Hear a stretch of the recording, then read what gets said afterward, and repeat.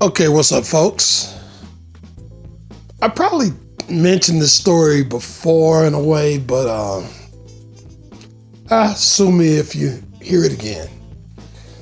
One of my former friends is very much an incel.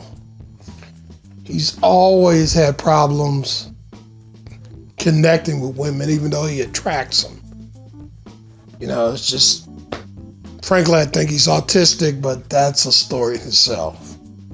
But I'm going to bring up a situation that happened once. He was at work and he met this female, kind of nice looking female. And now I'm going according to what he told me. And I think he told the truth. She started talking to him. They got along. They had a few things in common. And she was getting ready to leave. He asked if it was okay to exchange numbers. She looked at him and said, "Hey, I got a boyfriend." And that was it. He was rejected.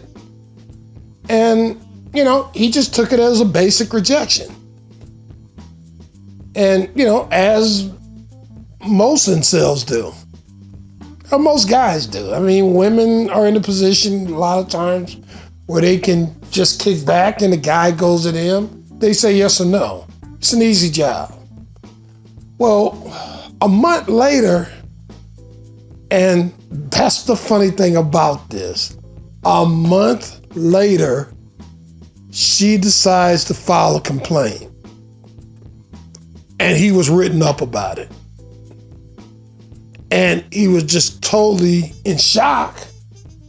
He was suspended from work for like 4 days because of this.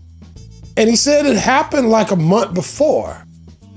So in such a case, you ask to exchange numbers one time, according to him, just one time.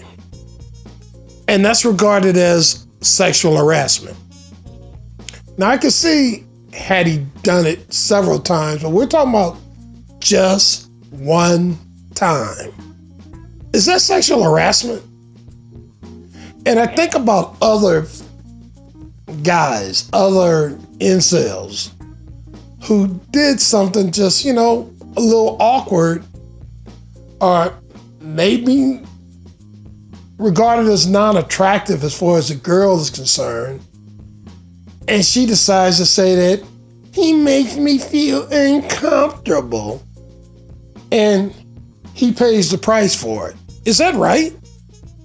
Is it really right to chastise the guy because he asked to go out with you once, or asked for your number just once, or just smiled at you in showing interest just one time?